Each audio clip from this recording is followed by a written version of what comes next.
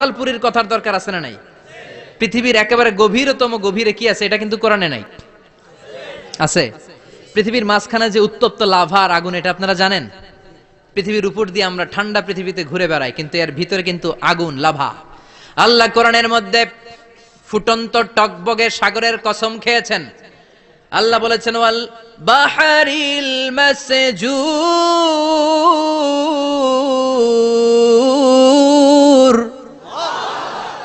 আমি কোরআনের ভেতরে ফুটন্ত টকবগে সাগরের পানির কসম খেলাম। পড়েন সুবহানাল্লাহ। সাগরের পানির ফুটন্ত টকবগে সাগরের পানির কসম। সাগরের পানি আবার ফুটন্ত হয় কি করে? পানি কি হয়? ঠান্ডা। পানি কি? কথা বলেন। আল্লাহ পৃথিবীর ভেতরকার কথা চিন্তা করে বলেছেন ওয়াল বাহরিল মাসজুর। ইউনাইটেড স্টেটস অফ আমেরিকার নেভাল একাডেমির সায়েন্টিস্টরা এই আয়াতের উপর রিসার্চ করেছে যে সাগরের ভেতরে আবার এই ঠান্ডা পানির ভেতরে আবার উত্তপ্ত আগুনের লাভা আসলো কোত্থেকে। রিসার্চ করার জন্য তারা সাগরের ভেতরে পাইপ ঢুকিয়েছে। পাইপ ঢুকাতে ঢুকাতে অনেকগুলো লেয়ার তারা পার করেছে। রূপান্তর শিলার স্তর, পাললিক শিলার স্তর, আগ্নেয়গিরির শিলার স্তর, মার্বেল পাথরের অনেকগুলো শিলার স্তর পেরিয়ে যাওয়ার পরে তারা পাইপ ঢুকানোর পরে দেখতে পেয়েছে পাইপগুলো গলে যায়। পাইপগুলো কি হয়? তার মানে ভিতরে কি আছে? গত কয়েক মাস আগে জাপানে কিছু জিওলজিস্ট, ভূতত্ত্ববিদ, তারা গবেষণা করে পৃথিবীর এক মাথা থেকে আরেক মাথায় যেতে চাচ্ছে, মানে প্রতিপাদ স্থান। বাংলাদেশের এখান থেকে ছিদ্র করলে আপনি দক্ষিণ আমেরিকার চিলির সান্টিয়াগোতে যেয়ে উঠবেন। কথা বুঝতে পেরেছেন? তার মানে বাংলাদেশের প্রতিপাদ স্থান হচ্ছে দক্ষিণ সাউথ আমেরিকার চিলির সান্টিয়াগো। আবার ইন্ডিয়া থেকে ছিদ্র করতে করতে পৃথিবীর আরেক মাথা দিয়ে উঠবেন। সুবহানাল্লাহ বলেন। এটা তারা শুরু করেছে, কিন্তু এখনো সফল হয় নাই। ইউএস এর নেভাল একাডেমির সায়েন্টিস্টরা পাইপ ঢুকাতে ঢুকাতে দেখে একটা পর্যায় শেষে পাইপ আর ঢুকানো যায় না। পাইপগুলো পৃথিবীর ভেতরে যেতে যেতে গলে গলে পানি হয়ে যায়। সুবহানাল্লাহ কইবেন না? এই রিসার্চ প্রজেক্টের যিনি চিফ, উনি বললেন bring the water proof pipe from America. America থেকে ওয়াটার প্রুফ পাইপ নিয়ে আস। আমার এমন পাইপ লাগবে গবেষণা করার জন্য যে পাইপ আগুনে জ্বলে না। ওয়াটার প্রুফের মধ্যে আগুন লাগালে আগুন ধরবে? বুলেট প্রুফে বুলেট মারলে বুলেট ঢুকবে? মাননীয় প্রধানমন্ত্রী শেখ হাসিনা যে গাড়িতে করে চড়ে, এটা বুলেট প্রুফ কার? গুলি মারলে ঢুকবে? আবার গুলি মারতে যায় না, 14 গোষ্ঠী উদ্ধার করে ছাড়বে আপনার, খবরদার। তো আমেরিকা থেকে ফায়ার প্রুফের পাইপ নিয়ে আসা হলো। নেভাল একাডেমির চিফ সায়েন্টিস্ট পাইপ ঢুকাতে আরম্ভ করলেন। ঢুকাতে ঢুকাতে পৃথিবীতে কিন্তু অনেকগুলো স্তর আছে। এই যে বালু মাটি, সব কিন্তু বালু মাটি নয়। আপনি খুঁড়তে খুঁড়তে পেয়ে যাবেন পাললিক শিলা, এরপরে রূপান্তরিত শিলা, এরপরে মার্বেল পাথরের শিলা, এরপরে শুরু হবে গরম আগ্নেয়গিরির শিলা। ওই শিলার ভেতরে এমন আগুন আল্লাহ রেখেছে, ওই নেভাল একাডেমির সায়েন্টিস্টরা ফায়ার প্রুফের পাইপ ঢুকাতে ঢুকাতে একটা লেভেল যাওয়ার পরে দেখে যে ফায়ার প্রুফের পাইপও গলে গলে মুহূর্তে পানি হয়ে যায়। তার মানে ভেতরে এমন আগুন আল্লাহ রেখেছে, ওই আগুনের তুলনায় পৃথিবীর আগুনের মতো নয়। ওই আগুনটাই জাহান্নামের আগুন। আবার বিজ্ঞানীরা গবেষণা করে ওই আগুনের মধ্যে মানুষের চিৎকার শুনেছে। এজন্য হাদিসে এসেছে আল্লাহর ওলিরা, মুমিন বান্দারা মারা গেলে তাদের রূহগুলো আকাশে চলে যায়, ইল্লিনে চলে যায়। আর কাফের মুশরিক আর নাস্তিক গুলো মারা গেলে তাদের আত্মাগুলো পৃথিবীর মাঝখানে সিজ্জিনে চলে যায়। ওই সিজ্জিনের ভেতরে আগুন আছে না নাই? চিল্লায় বলেন। তার মানে পাতালপুরীর কথাও আছে, সাগরের কথাও আছে, আকাশের কথাও আছে। কেমন করে দুনিয়াতে আমরা আসলাম সেটাও আছে। এমব্রায়োলজি, ভ্রূণ তত্ত্বের কথা কোরআনে আছে না নাই? পৃথিবীতে আল্লাহ কয়েক সিস্টেমে মানুষ বানালেন। সৈয়দনা আদমকে বানালেন, মাও নাই বাবাও নাই। সৈয়দনা আদম আলাইহিস সালামের বাবার নাম কি? মায়ের নাম কি? মাও নাই বাবাও নাই। আবার সৈয়দনা ঈসা আলাইহিস সালামকে আল্লাহ তৈরি করলেন, শুধু মা আছে বাবা নাই। আবার আমাদের সবাইকে আল্লাহ বানালেন, মাও আছে বাবাও আছে, ঠিক কি না? এরপরে ছোট্ট এক ফোঁটা নাপাক থেকে আল্লাহ আমাদেরকে বানালেন। এই এক ফোঁটা বীর্যের মধ্যে যে প্রাণ আছে, এটা দুইজন বিজ্ঞানী আবিষ্কার করেছে। লিয়েন হুক মাইক্রোস্কোপ যন্ত্র দিয়ে তারা বীর্যের মধ্যে, স্পার্ম ড্রপের মধ্যে গবেষণা করে পেয়েছে যে ওখানে কি যেন নড়ে। ওই এক ফোঁটা ড্রপের মধ্যে কি যেন নড়ে।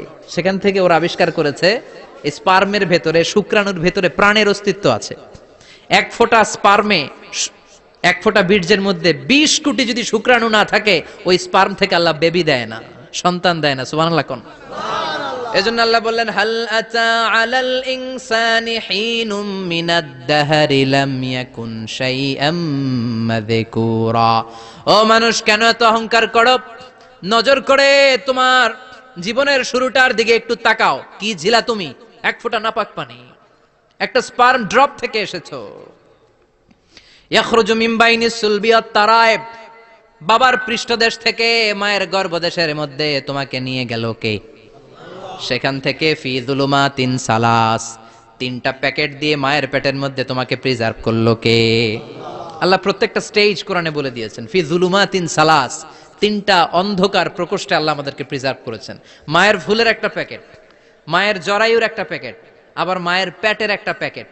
ওই প্যাকেটের ভিতরে পৃথিবীর কোন কবিরাজের কবিরাজি কাজে লাগছে? ডাক্তারের ডাক্তারি? কোন কবিরাজ আম করে খাওয়াইছে? চিল্লায় বলেন তিনি কে? এরপর আল্লাহ বললেন ফি যুলুমাতিন সালাস, এটা অন্ধকার ছিল। যেই টেম্পারেচারে রাখলে তুমি সুস্থ থাকবা, যেই টেম্পারেচারে রাখলে তুমি আস্তে আস্তে বড় হতে পারবা, সেখানে আমি রাখলাম। সেখান থেকে আমরা হয়ে গেলাম জিমেট, সেখান থেকে জাইগট, তারপরে ইমব্রয়ো, তারপরে ফেইটাস, ল্যাটার স্টেজ। প্রথমে ছিলাম ইনিশিয়াল স্টেজ, তারপরে ল্যাটার স্টেজ, আমরা বড় হতে লাগলাম। আল্লাহ আমাদেরকে হার্ট দিলেন, সিস্টনিক ডায়াস্টনিক, অলিন্দ নিলয় শুরু হয়ে গেল। রুহুর ফুৎকার আমাদের হৃদয়ে ভরে দিল কে? আল্লাহ আমাদেরকে স্কেলিটন দিলেন, কঙ্কাল, স্পাইনাল কর্ড দিলেন, আমাদের স্কাল দিলেন, মাথার খুলি দিলেন, লাঞ্চ দিলেন, ফুসফুস দিলেন, গল ব্লাডার দিলেন। যেখানে যেটা ঠিক যেমন ভাবে দেয়া দরকার মায়ের পেটে থাকতেই সেটা দিয়ে দিয়েছে কে? আল্লাহ। এরপর 8 মাস আমরা মায়ের পেটে মারে কষ্ট দিলাম। ওই মুহূর্তে আমার মা আমার জন্য যতটা কষ্ট করেছে পৃথিবীর কেউ ওই খবর রাখে না। জোরে কোন ঠিক কিনা? বোঝা হয়ে গিয়েছিলাম, একটা বস্তা। আমরা প্রত্যেকে মায়ের পেটে ছিলাম একটা কি? এই বস্তা নিয়ে আমার মা খেতে যেত, ঘুমাতে যেত। এই বস্তাটা পেটে করে আমার মা রান্নাঘরে রান্না করত। একদিনও রান্না বন্ধ হয় নাই। এই বস্তাটা নিয়ে আমার মা টয়লেটে যেয়ে বসতে পারতো না। 8 মাস এরকম কষ্ট করেছে। এজন্য মায়ের মনে কষ্ট দিলে আল্লাহ রোষ কেঁপে যায়। মায়ের কাছ থেকে দোয়া নেওয়ার দরকার আছে না নাই? মায়ের মনে কষ্ট দিবেন? মায়ের সাথে বেয়াদবি করবা কেউ? মায়ের থেকে দোয়া নেওয়ার দরকার আছে না নাই? মা যার নাই সে জানে মা না থাকার কি জ্বালা। চিল্লা এখন ঠিক কিনা? যখন রাত্রি নিঝুম, এই চোখে ঘুম, একলা শূন্য ঘরে, তোমায় মনে পড়ে মাগো, তোমায় মনে পড়ে। যখন রাত্রি নিঝুম, এই চোখে ঘুম, একলা শূন্য ঘরে, তোমায় মনে পড়ে মাগো, তোমায় মনে পড়ে। ঠিক কিনা? এজন্য মায়ের জন্য দোয়া করার দরকার আছে না নাই?